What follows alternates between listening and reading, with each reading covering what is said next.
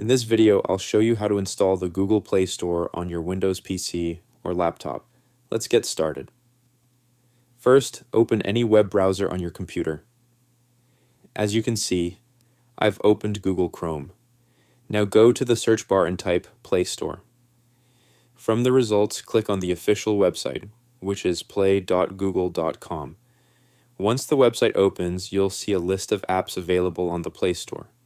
Now, click on the three-dot icon in the top right corner of your browser. From the drop-down menu, select More Tools, and then click on Create Shortcut. A small window will appear. Make sure to check the option Open as Window, then click on Create. After that, close your browser. Now, you'll notice that the Google Play Store shortcut appears on your desktop. Simply open it, and you'll be able to access the Play Store interface where all apps are available. That's it. This is how you can install and access the Google Play Store on your Windows PC or laptop.